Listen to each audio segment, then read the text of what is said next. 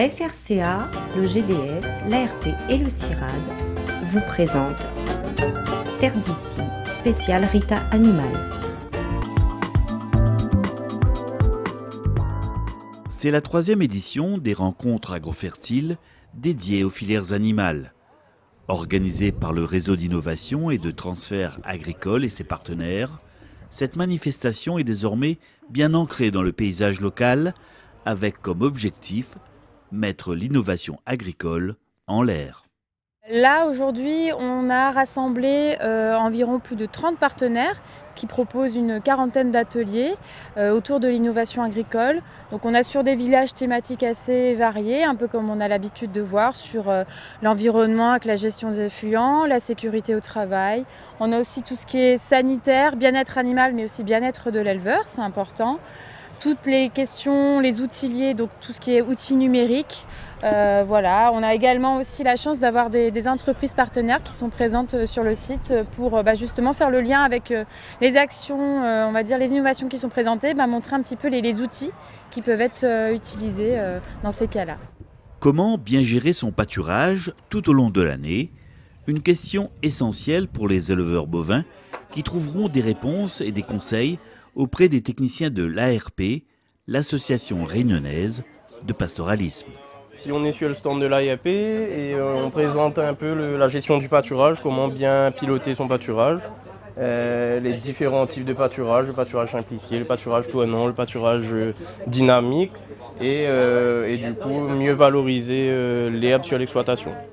Connaître la valeur nutritive d'un fourrage est également possible grâce à un appareil développé depuis quelques années par le CIRAD, le spectromètre proche infrarouge. Le CIRAD travaille depuis les années 2000 environ sur des spectromètres et en fait il y a eu tout un travail de recherche du coup, d'étalonnage et de développement de modèles pour pouvoir directement prédire la composition du fourrage, donc de différents fourrages qu'on retrouve ici sur l'île, foin, ensilage, fourrage vert.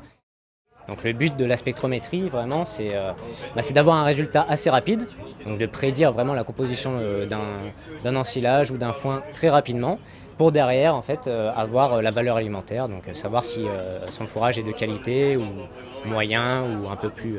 Pour l'éleveur, c'est intéressant puisque ça lui permet de gagner du temps. Voilà, pour l'éleveur, même pour les filières, au moins on peut peut-être par exemple utiliser les balles d'ensilage qui sont plutôt, ou de foin, qui sont plutôt de bonne qualité pour les animaux qui en ont besoin, qui ont vraiment un besoin à couvrir.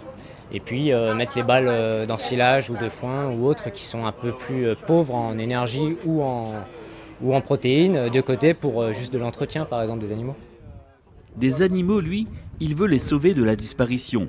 Membre de l'association Zambrovat dans le carreau de bois, Boris Astourne s'active à sauvegarder et à promouvoir les races locales, comme le cabri pays et le bœuf moka. L'intérêt de sauvegarder les races locales, cabri, bœuf, cochon, volaille, toutes, c'est qu'elle a été créée par nos ancêtres, les adapter avec nos différentes conditions pédoclimatiques de la Réunion. Ils représentent notre identité agricole. C'est des races rustiques, prolifiques. Et en plus de ça, ils préservent certains paysages. Si nous parlons d'éco-pastoralisme avec cabri pays ou bœuf moka par exemple, nous préservent certains paysages, nous préservent des métiers que l'on voit de disparition, gardiens. Nous préservent aussi des cabri ou des bœufs. Il y a aussi tout un artisanat. Je trouve qu'il est important de préserver cette race pays-là. Oui, parce que c'est une identité agricole de la Réunion.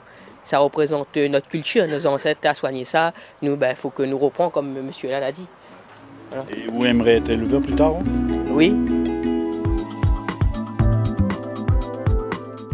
Dans la filière porcine, il souffle comme un vent de renouveau, avec une demande croissante d'installation pour des élevages de porcs en plein air. À La Réunion, on a quelques éleveurs qui sont dans cette démarche porc plein air ou semi-plein air. Alors, ce qui est bien dedans, c'est que ça peut être une alternative au surcoût des bâtiments.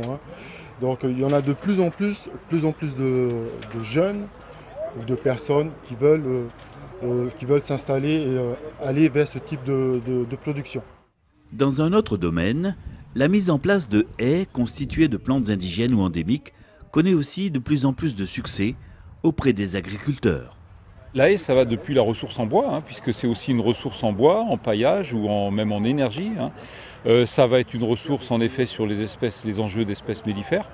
Ça va renforcer finalement tout ce qui va être aussi la capacité à produire du miel. Ça va être la biodiversité animale par ailleurs, les auxiliaires des cultures, la lutte contre l'érosion, la suppression du vent ou limiter le vent dans les parcelles, l'abri des bêtes également. Ça, c'est des espèces qui sont en effet en expérimentation à l'Armée-Flore. L'enjeu, c'est en effet de préciser leur potentiel pour de la haie agricole. Et donc, en fonction des altitudes, on a des choses très différentes. Vous avez par exemple là des bois rouges qui sont des espèces quand même de forêt globalement adaptées aux zones sèches, d'altitude basse à moyenne. Là, le thym rouge, le fameux thym rouge qui est une espèce mellifère et adaptée aux zones d'altitude, plutôt les zones d'élevage, pâturage. Le bois maigre, qui est une espèce assez ubiquiste, c'est-à-dire qu'on va retrouver dans beaucoup de zones d'altitude différentes, mais qui a effectivement un grand intérêt dans des zones de pâturage également.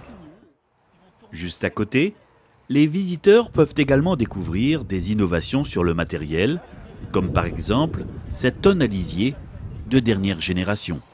Comme vous pouvez le voir, elle est équipée donc du nouveau-né de notre gamme de rampes à patins. Donc c'est une rampe à patins modèle TSB1 en 7,50 m de large. Mais qui est aussi disponible en 9 mètres de large. Et donc, c'est une rampe qui est faite spécialement pour l'épandage sur prairie. Puisque c'est une rampe à patins. Donc en fait vous pouvez voir qu'au bout de chaque tuyau vous avez un chausson pour disposer proprement le lisier, et en dessous de ce chausson vous avez un patin qui va créer en fait un sillon dans le sol et faciliter l'infiltration du lisier pour forcément valoriser l'engrais organique et garder tous les bons nutriments qu'il y a dans le lisier. Sur une rampe à patins comme ça, vous avez beaucoup moins forcément de pertes d'azote et d'ammoniac à l'épandage, puisque au lieu de dépandre le liquide dans l'air, vous allez le déposer directement au sol, même à l'intérieur. Et donc, si le sol est assez humide, et donc du coup forcément directement envoyer le lisier dans le sol, et donc avoir beaucoup moins de pertes d'ammoniac. L'innovation est quelque chose qui ne s'arrête jamais, d'où l'intérêt de reproduire régulièrement, tous les 2 ans, ces animations destinées aux professionnels des RITA, qui sont vraiment le lien entre la très grande capacité de recherche et de recherche scientifique dont on dispose à La Réunion, et puis le concret, le quotidien de l'agriculteur. Donc c'est quelque chose de très important, c'est un lien évident, et c'est quelque chose qui a vocation effectivement à se reproduire, parce que l'innovation, la science ne s'arrête jamais, et il y aura toujours des choses nouvelles à apprendre et toujours des évolutions à faire.